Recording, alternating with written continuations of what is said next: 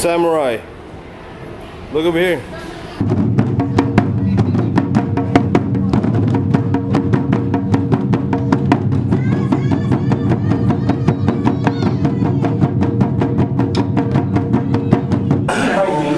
By the way, this meeting is for Paskuhan, and it's gonna be in December, of course. It's Paskuhan, of course, and we're just planning,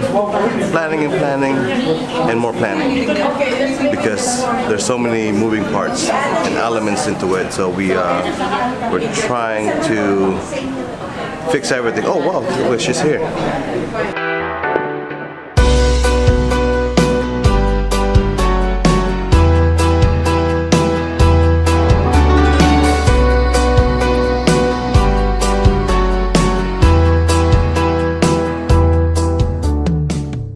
Okay, go ahead.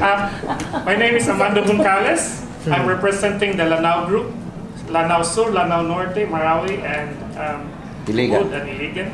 But for the Paskuhan, which organization are you, which hat are you wearing? Iligan. It says Ilamin. Yeah, Ilamin. Sorry.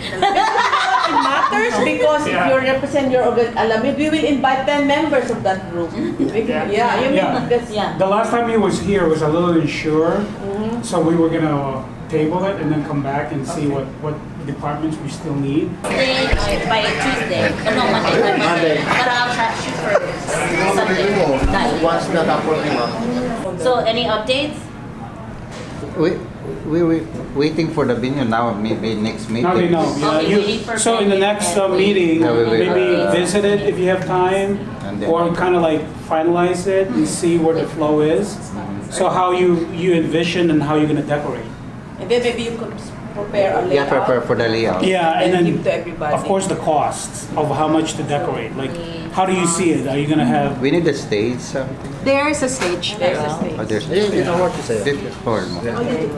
And I need Jason for. And then maybe the physical and the food can go together. The food would know. Yeah, together because- Yeah, where to serve, the tables, you know. There's probably a back door for the food. And then, as I was talking to Tito Ruben, maybe let's make it the kick-off ceremony of the Filipino-American History Month to highlight our Filipinos rather than inviting state officials. Maybe during that October month, let's invite Filipinos that that could inspire us. Yeah, nalabas na eh. I wanted sana to finish. Look over here. Okay, finish na. Mamaya na lang. Happy birthday, dear Molly. Happy birthday to you. Make a wish.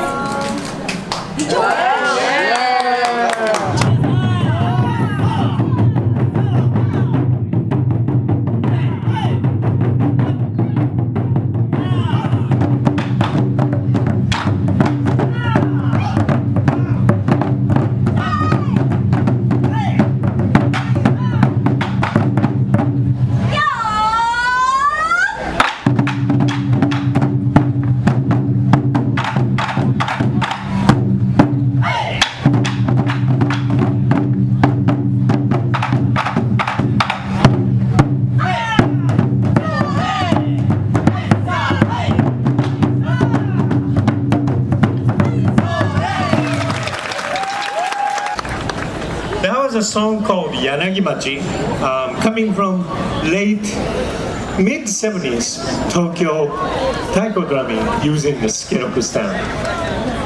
And don't forget to come to our taiko workshop, learn to play drum with us. We also have stands back there. Next thing is I have to produce cassette and 8-track.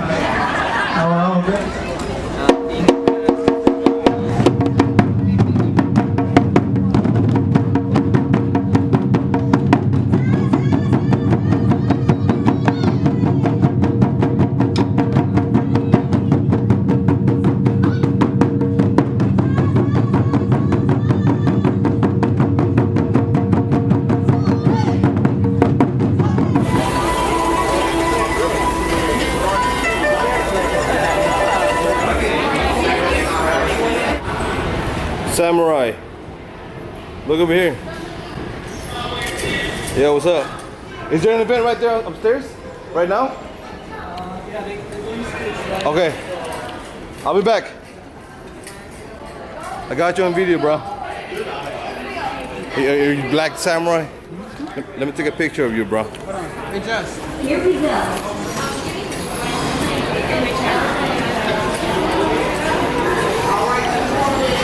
Hold on. And another.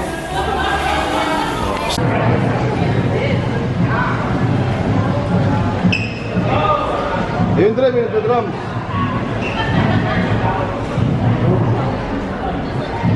Dapat tayo, nagdadrum so.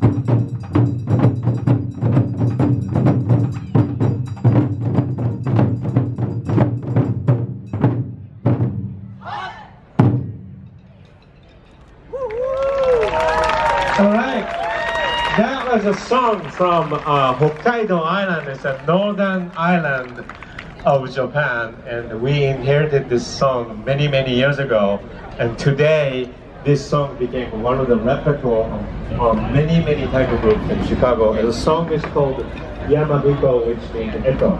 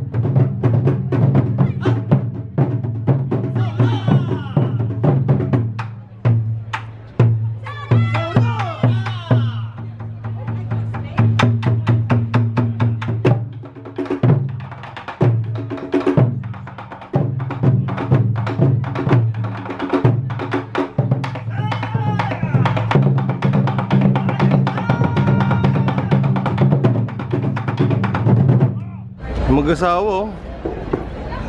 Naka-live kayo, pinapanood kayo ng 2 tao. Dami. O yan, oh, meron pang photoshoot dito. Smartphone camera. Oh my gosh, she's cute. Hey, you want your photo? There you go. Alright. I'll take a picture of you too. There you go. So yan po, pauwi na tayo.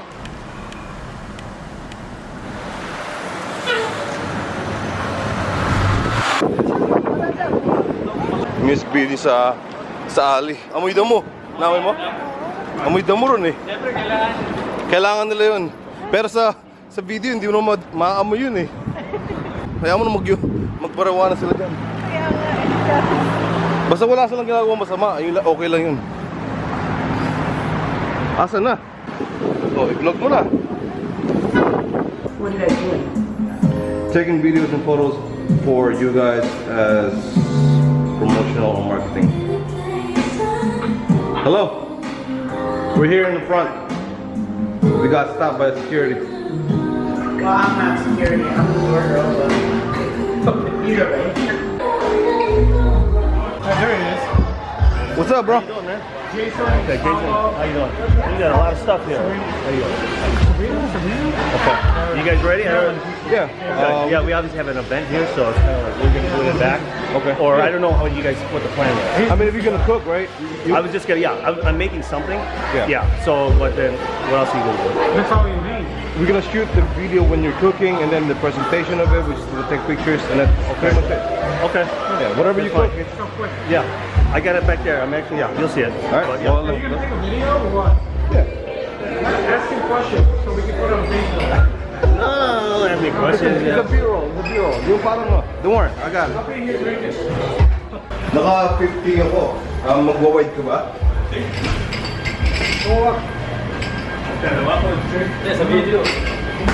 Anong... Alright. So I'm actually gonna work here, right? Inside. So I'm thinking if you could shoot on this angle here, because Okay. so you know it's like my whole idea here is when you're eating any kind of filthy food, right? You're eating with protein, the rice, right? Yeah. Little vegetable. You kind of got to put it all together. Right, But right. you know, from my experience, even at Sunda, you know, people just eat it separate. They don't combine. You know what I mean? This is So this is a Filipino and also Japanese mixed together. Yes. Okay, all right. Right? All right, got you.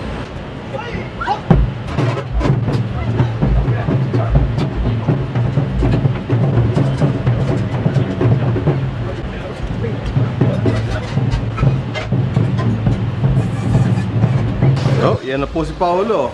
Nasa kitchen na siya. Oh. Manager ng Starbucks ngayon. Photographer ng mga pagkain. Oh, yan oh. Pakitang gilas oh.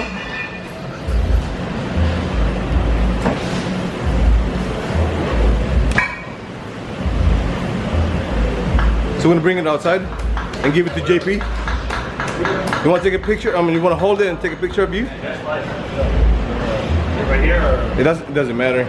There you go. It's right there. It's good. Can you step backwards like 2 steps? We go 1, 2, 3. Good.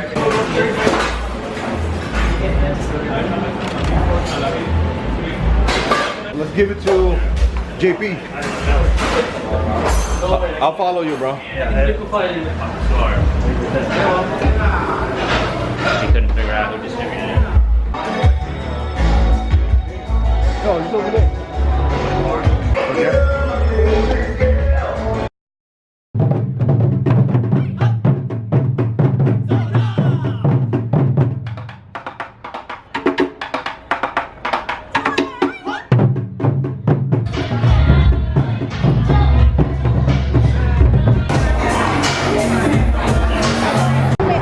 Na settings. Hindi, puti rin nata eh. O itim.